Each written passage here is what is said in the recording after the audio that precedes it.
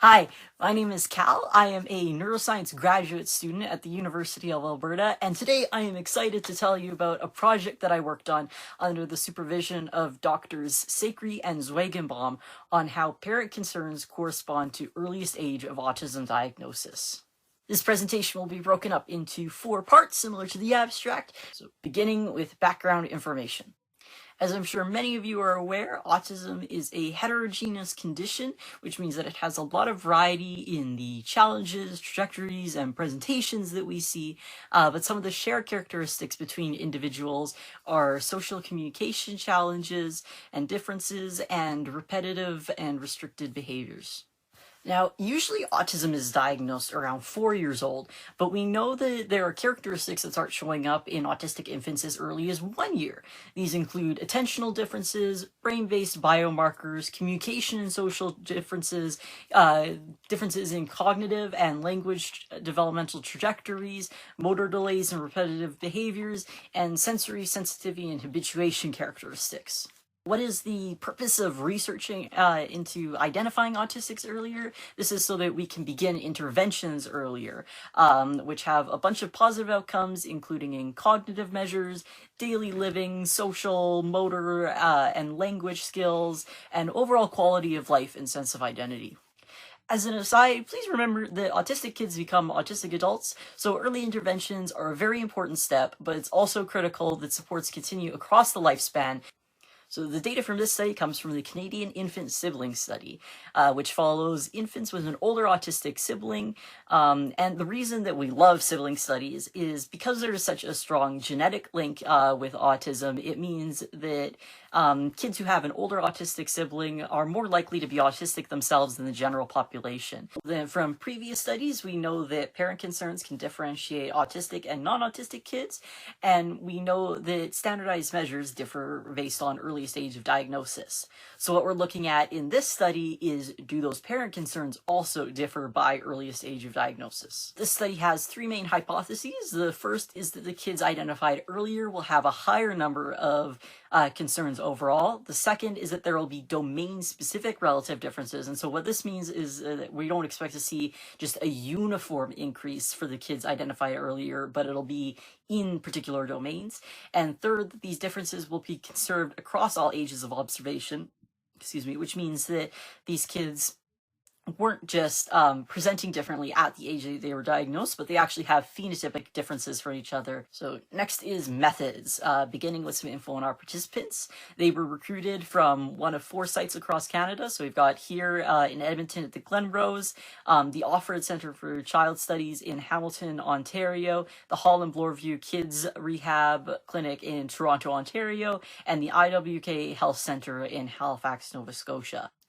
The data used in this study includes family demographics, which were collected via self-report questionnaire at the intake visit, parent concern interviews, which were done at 6, 9, 12, 15, 18, and 24 months, and diagnostic assessment results based on developmental histories, the ADOS, IDIR, at 18, 24, and 36 months. The parent concern interviews were conducted as part of SACREAL 2015, and what they did were semi-structured interviews, which were then transcribed and coded in binary form as either having a concern or not having a concern across 10 domains. So this study specifically uses the subset of a cohort that are autistic themselves and have an older autistic sibling and who completed a minimum of 1 parent report questionnaire. They're subgroup based on the earliest age of diagnosis. So we've got first diagnosis at 18, 24, or 36 months, which I refer to as FD 18, 24, 36.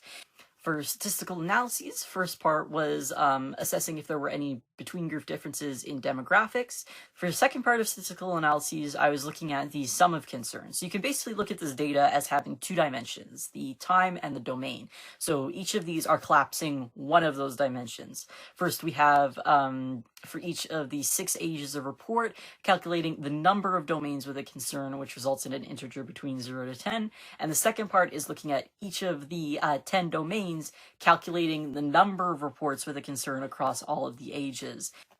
And for the third part of statistical analyses, I did a heck ton of chi-squares, 60 total, so we could look for group differences specifically at each of the 6 times crossed with each of the 10 domains. Next up is results, first with demographics. So there were no statistically significant differences based on assigned gender at birth, data missingness, exact age at each visit, family socioeconomic status, or parent ethnicity. And so what this means is that those characteristics likely did not contribute to why the infant was diagnosed at that particular age.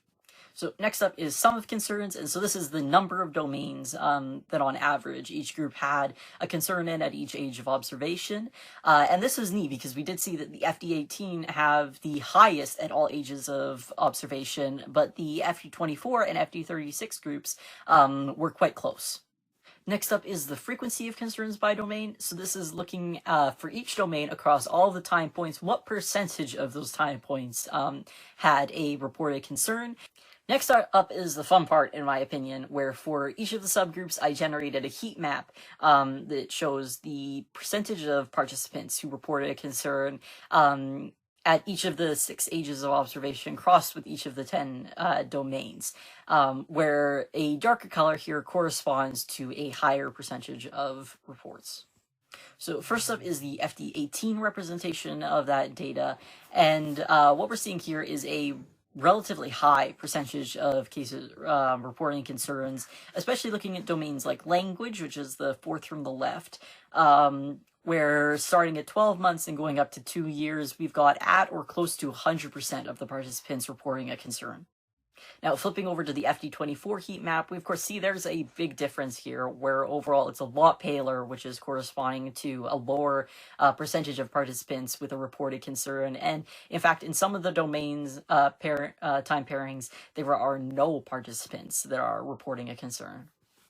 And for the FD36 map, we're seeing that same trend where there are a lower percentage of reports overall compared to the FD18, and some of these domain time pairings, in fact, just have no concerns reported. So here I've got effect sizes by domain and age, and what this corresponds to roughly is the greater the effect size, the more variability there was between groups at that domain age pairing. The 3 domains with the largest cumulative effect size across all ages were first play, which showed quite strong effect sizes actually at all ages, and then language regression, which was very strong at 6 months and then tapered off a little bit, and language, which was fairly moderate across all ages. So last section, we have the discussion, and I'd like to go through those hypotheses with you again. So first up, we had that individuals identified earlier would have a higher number of concerns. And this we did see with the FD18 group, but what was surprising was that the FD24 and FD36 groups actually had a quite similar concern profile. Next up was that between group effect sizes would be domain specific. And again, yes, we did see this. If it wasn't the case, all of those effect sizes would have been relatively the same. But we did see variability, although again, the FD24 and FD36 groups were quite similar. Now, an interesting note is that WCHRI 2015, who again compared autistic and non-autistic populations, the domains with the greatest effect sizes that they found were motor and sensory in the first year, RBs and social in the second year, whereas in the current study, the domains with the greatest effect sizes were play, language, and language regression. And the last point of the hypothesis was that those between group differences would be sustained across all ages. And so, yes, we did see this. The domains with the greatest effect sizes varied a bit based on the age of observation, but there were differences at all ages. So some conclusions from the study. First, the group might actually be phenotypically divided better into a binary of earlier diagnosed, the FD18s, versus later diagnosed, the 24s and 36s. Second, that at least within the context of early identification, not having a diagnosis at one point doesn't eliminate the possibility of future diagnosis.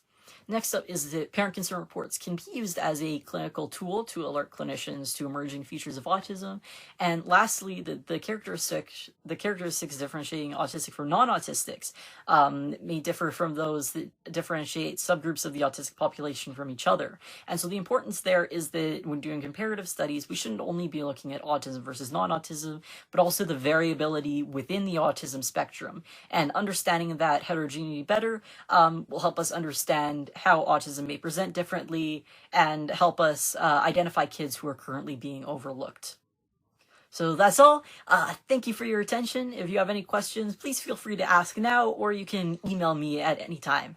Thank you.